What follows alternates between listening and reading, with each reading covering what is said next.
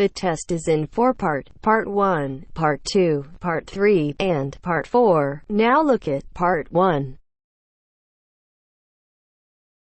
Part 1. You are going to listen to a conversation between two friends who are discussing the organization of a party. As you listen, answer the questions.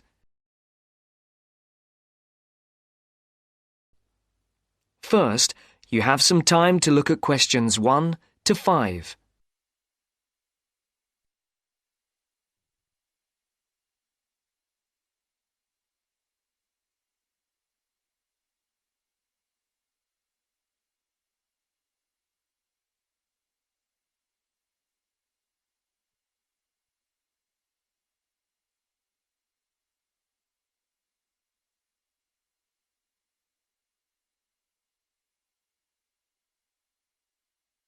Now the test will begin.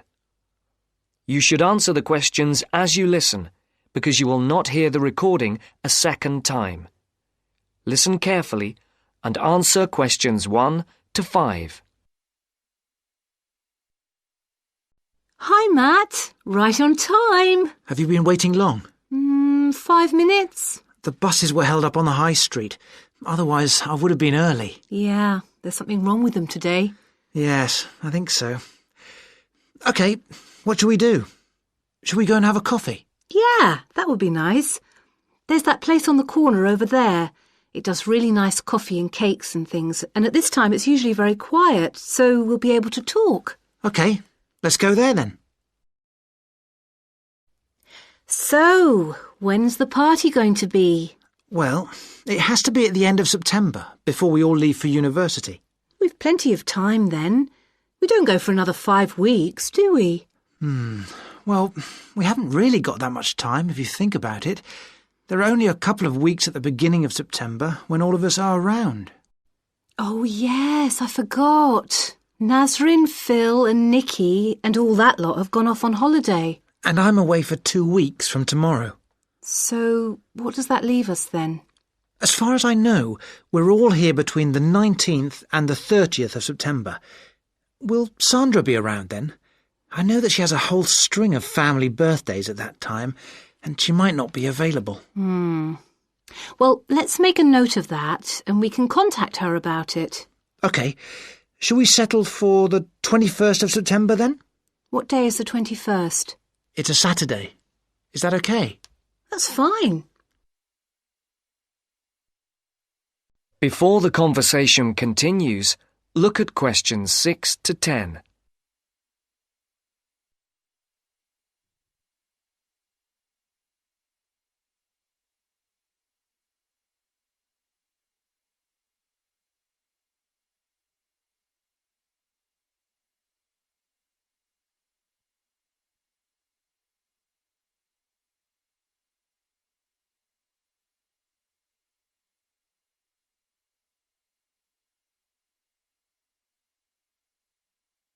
As you listen to the second part of the conversation, answer questions 6 to 10. For these questions, there are 3 alternatives, A, B, and C. Decide which alternative is the most suitable answer and circle the correct letter. And now for the tricky bit. Where are we going to hold it? Well, I spoke to Nikki last week and she volunteered her place as they have a huge house and garden. Oh, fantastic. Will her parents be around? Yeah, I think so, but she said they won't mind. Oh, right. Well, my parents wouldn't like it at all. Nor mine. But is it definite? Yes. When I spoke to her, she said it was definitely on. I'll just have to confirm the dates with her. We thought it would be one weekend in September, so I'll just have to make sure that that one is okay. One thing Nikki suggested, we could have a daytime party, as we could be outside if the weather is fine. Oh, wow. How far out does she live? It's not that far. Do you know where West Road crosses the bridge? Yeah. It's the first house on the right, with that huge drive up to the front door. Oh, right. I know exactly where it is. The road is off the A33 and runs north, then over the bridge and first on the right. I know it. Oh, the place is amazing.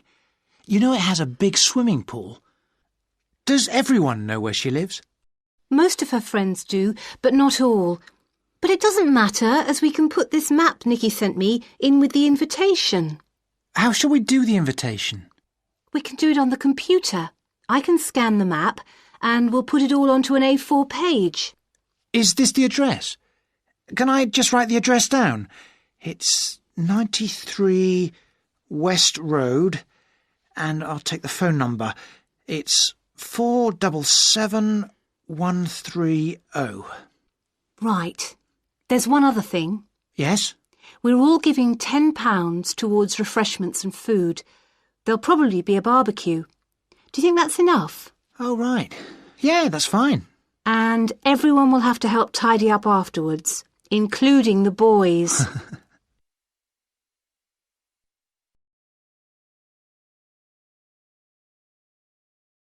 That is the end of part 1.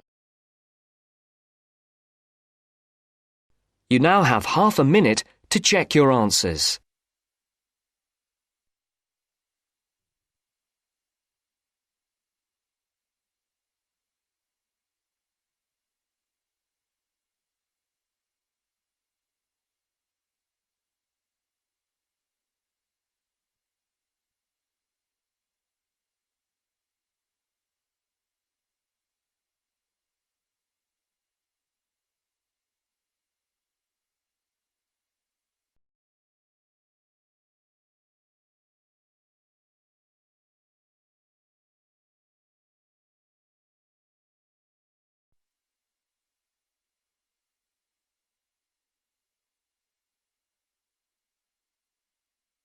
Now turns to part 2.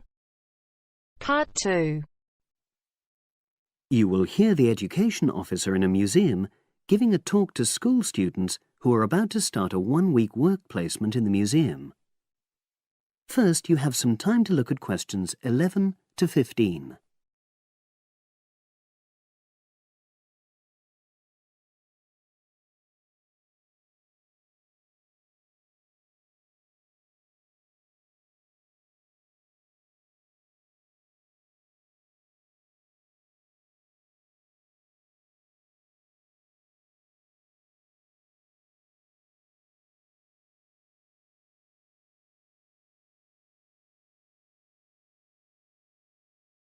Now listen and answer questions 11 to 15.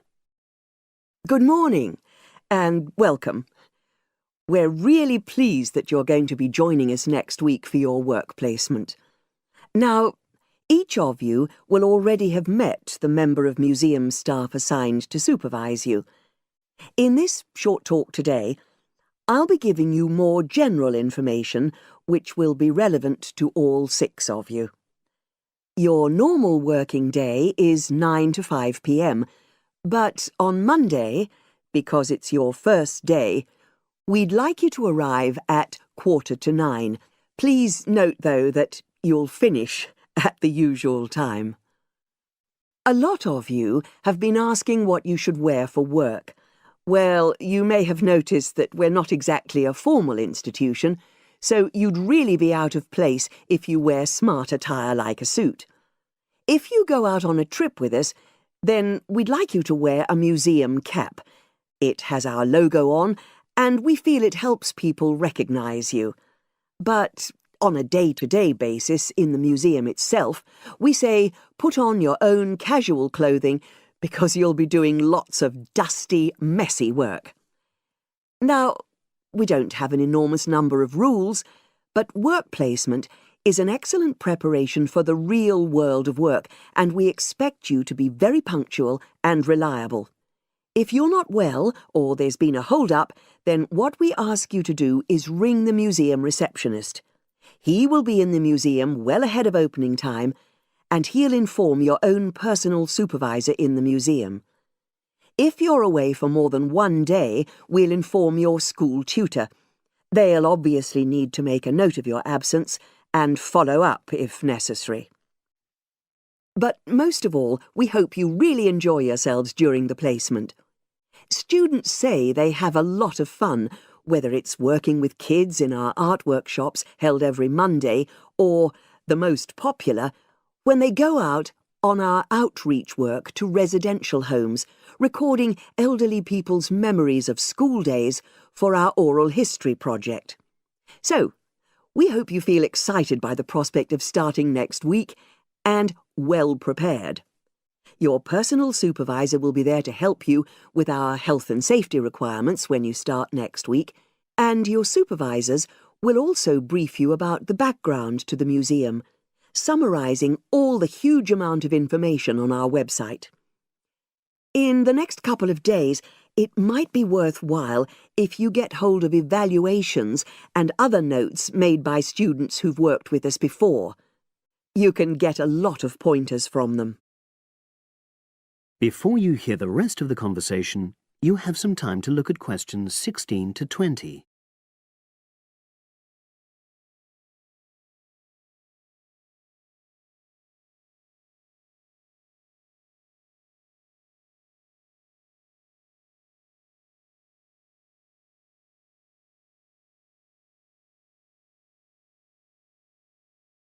Now listen and answer questions 16 to 20. Now, before I finish today, I wanted to help you find your way around the museum. When you start next Monday, the first thing you'll need to do is sign in. Come through the main entrance and you'll see the main staircase straight ahead. To the right of this is the statue of the horse, and just behind that is a door. Go through that, and that's the sign-in office. Now, on the first day, you'll be working in Gallery 1. You'll find this as follows. In the central courtyard area, close to the entrance, there's a large chest where visitors put donations for the museum. The door just behind that leads to Gallery 1. The workshop you'll be taking part in starts at 11, but if you want to go in earlier, you can get the key and let yourself in. The key box is quite hard to find. Walk behind reception, and it's between the large gallery and the bookshop. I haven't mentioned breaks, lunch, etc. Unfortunately, our cafe's closed at the moment, so your best bet is to bring a packed lunch. We tend to have our sandwiches in the kitchen area. Go round the reception desk, and you'll see a small circular cabinet. The door to the kitchen area is just behind that. Now, every day, we put up notices about what's happening in the museum. Your supervisor will brief you, but if you want to check up on details, look on our staff notice board. This is in the corner of the play area, at the back, on the wall of Gallery 3. If you have any questions, I'd be happy to help. That is the end of part 2. You now have half a minute to check your answers.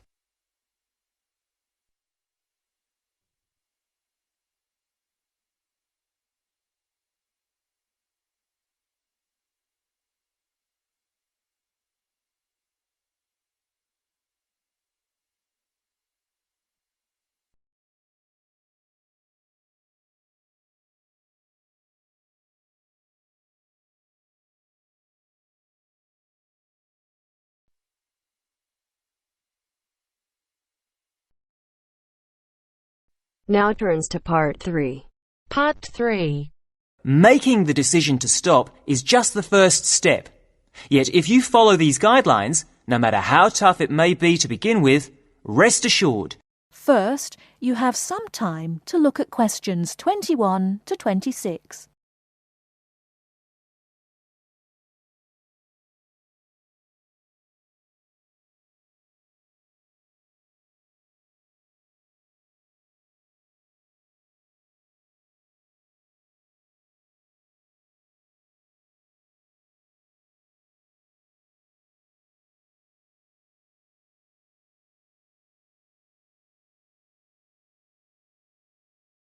Now listen carefully and answer questions 21 to 26. Good afternoon. Welcome to Stop Smoking Now. You're all here today because you've decided to stop smoking. However, making the decision to stop is just the first step. Yet if you follow these guidelines, no matter how tough it may be to begin with, rest assured you will be on your way to becoming what you want to be, an ex-smoker. The first thing to remember is that there is not only one way. What I'll give you today are various methods you can choose from. They all work and they can all help. The first method I would recommend is based on something we all have, but in different degrees, namely willpower. Of course, just making the decision to stop is an enormous act of willpower alone. But what exactly does this mean? It means having a strong mind, waking up every morning and telling yourself that you will not have that cigarette, no matter how much you may want one. To do this successfully, you really have to be determined to stay focused. You need to be in the right frame of mind. But this isn't as easy as it may sound, and it may mean doing other things to take your mind off having that cigarette, particularly when the urge is strong. I found that different things can help you do this, like taking up a hobby, or having a smoking buddy, someone you can phone up when the going gets tough, a friend who can help you think about something else. Remember that each time you don't have a cigarette, you will feel better and stronger. Of course, this method does not work for everyone, but there are other ways to help keep you on track. Another way is to use smoking aids. There are many types, so find one that suits you best. Take, for example, nicotine patches. You put one on every day and it gives you a controlled nicotine dose. Basically, you keep reducing the amount until your body stops craving nicotine. As your body gets used to less nicotine, you may experience withdrawal symptoms. Don't worry about feeling embarrassed people will notice, because many nicotine patches are see-through. So, where do you get them? Well, you can buy them from your local pharmacy or supermarket. You can also ask your GP for a prescription. Before you hear the rest of the talk, you have some time to look at questions 27 to 30.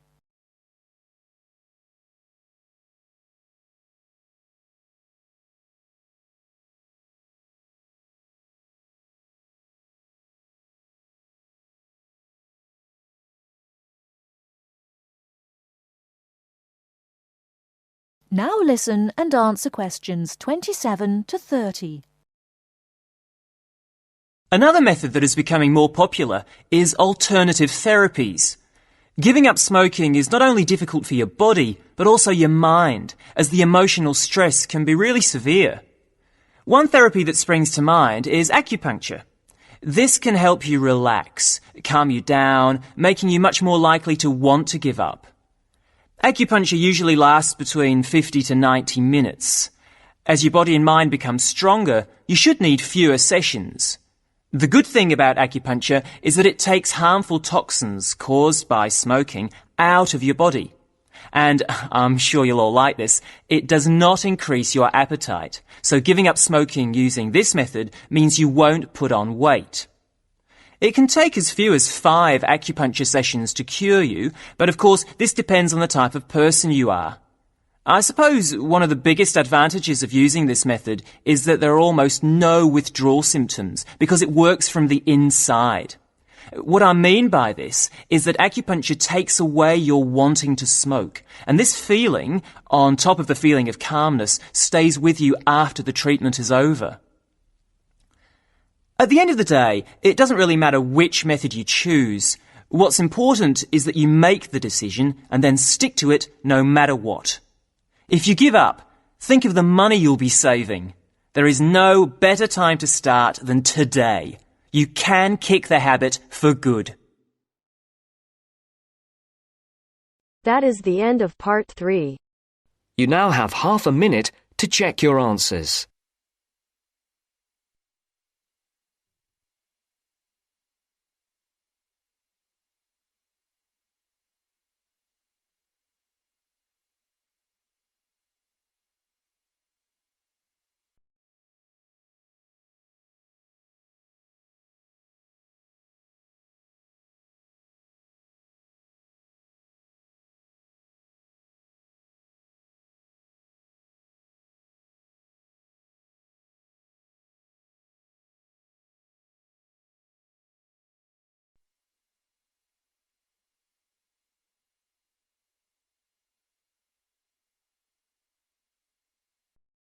Now turns to Part 4.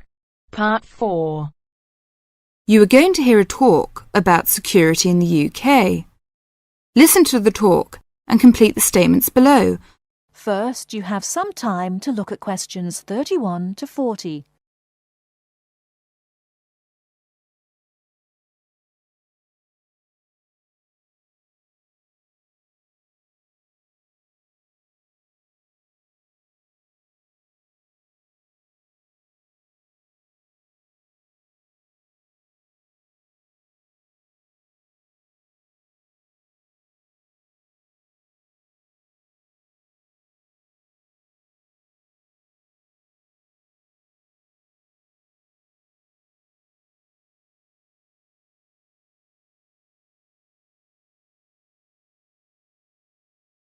Now, listen carefully and answer questions 31 to 40. In large cities, for instance London, and crowded places such as airports and stations, there is the risk of theft. We do not want you to suffer the distress of losing important documents and valuables as soon as you step onto British soil. So here are some important do's and don'ts. Don't carry more cash than you need for daily expenses. If you stay at a hotel, do ask the manager to keep large sums of cash, documents and valuables in the hotel safe and give you a receipt for them. This is a free service. If cash is stolen, it is very unlikely to be recovered. Do keep separately a note of the serial numbers on your traveller's checks, so if they are lost you can inform your bank. Do take particular care of bank and credit cards. Do carry wallets and purses in an inside pocket or a handbag.